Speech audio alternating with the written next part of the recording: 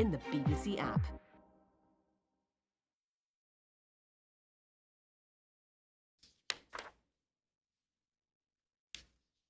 Here live with BBC News. Now, President Trump is warning Iran that it will face dire consequences for any further attacks by Yemen's Houthis.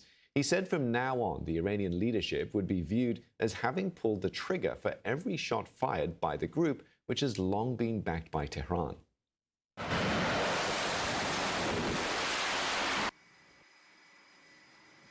Now, these pictures show U.S. fighter jets taking off from the Harry S. Truman aircraft carrier. Houthis, an armed group that controls large areas of Yemen, has said there were fresh U.S. strikes against them. On the ground, tens of thousands of demonstrators protested against the strikes in the Yemen capital of Sana'a. A similar protests took place in several other Yemeni cities. The Pentagon says the operation would not be open. Syria's southern city of Dara. And these are said to include command centers and sites containing weapons and military vehicles belonging to the former regime. Syrian state media are reporting that at least 2 people have been killed and 19 others injured. The Israeli military claimed the vehicles and weapons posed a threat and could not be allowed to fall into the hands of the country's new leaders. By contrast, the European Union seems to have more faith in the Syrian authorities. They've pledged $6.2 billion in aid to the country. Syria has been hit by deadly violence in recent weeks. Our correspondent Lina Sinjab gained exclusive access to the area around Latakia, which recently saw fighting between forces from the new government and fighters loyal to President Assad. We should warn you, this report contains images that some viewers may find distressing. A village in grief, a vigil for the dead, a family in mourning. This Alawite household lost 4 of its members, including their son, 20-year-old Habib. They belong to the same sect of former President Bashar al-Assad. They are surrounding us. Bullets surround us. Pray for me, mother. They entered the home. They killed him. Fighters belonging to the new government took revenge for the killing of hundreds of their soldiers by remnants of the old regime. Retaliation was indiscriminate. Habib's father, Ma'an, is in his mid-60s, a retired army officer. He doesn't want his face shown, fearing for his safety. Yesterday, I went alone to bring him from the hospital with his aunt. The olive grove is now a cemetery. We are Alawites, and the previous president was also Alawite, but we didn't like him because he was a bad person and he wasn't worth of being a president. But the ones who came after are meaner and crueler. In a nearby village, another massacre. The White Helmets, a local civil defense group, took us to the scene. 10 bodies were found. This time, it was government security officers who had been murdered. They appeared to have been executed. Their hands bound behind their backs, their legs tied.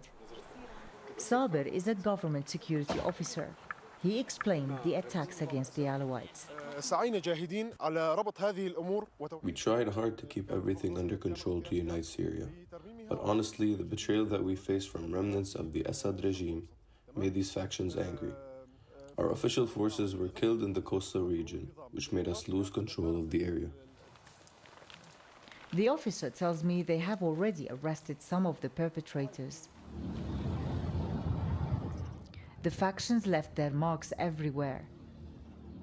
Houses and businesses burnt and destroyed. This is Al Qusur neighborhood in the heart of Banyas, where most of the killing took place.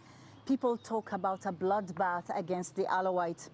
It is deserted, and those who stayed behind are too scared to speak their mind. The fear is the country is entering an endless cycle of revenge. The Jaber family escaped minutes before government forces set fire to their house. All they owned reduced to... Just my soul and soul of my children. We've got nothing to do with anything. Can you tell me what happened? What do you want as a young boy? I want just to leave. I want just to continue my studying at university. You want to stay in Syria? Do you feel that there is a future for you?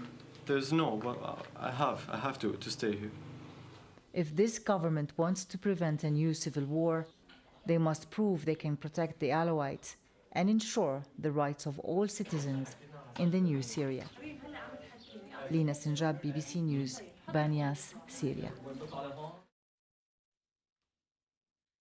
Let's return to our top story. Israeli warplanes have launched dozens of airstrikes on cities across Gaza in the largest wave since a ceasefire with Hamas began in January. Palestinian officials say at least 100 people, including children, have been killed. The highest-ranking official in the territory, Mahmoud Abu Wafa, was reportedly among those who died.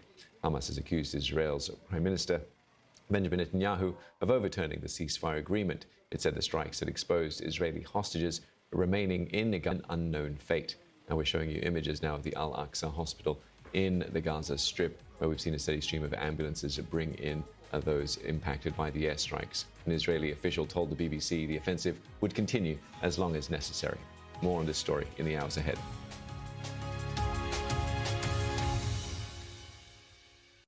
Hello there. It's quite chilly across many parts of Europe at the moment. Large parts of Europe, though, are going to be dry because we've got this area of high pressure that's been close to the UK. That's pushing its way down into central parts of Europe and forcing the wetter and colder air into the southeast of Europe. And still, we've got some wet conditions across many parts of Iberia, as it's been over the past couple of weeks or so.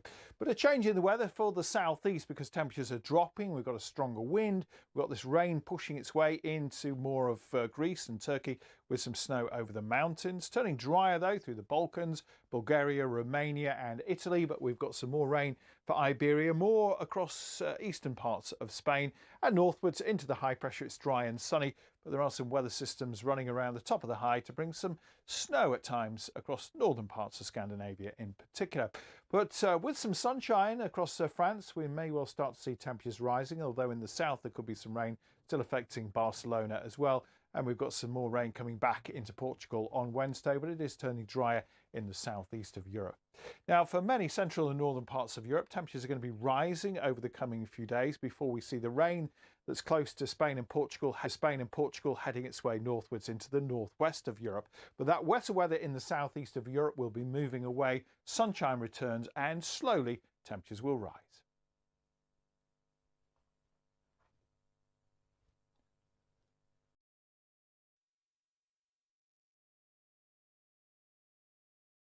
The future is already here. Lights, camera, action.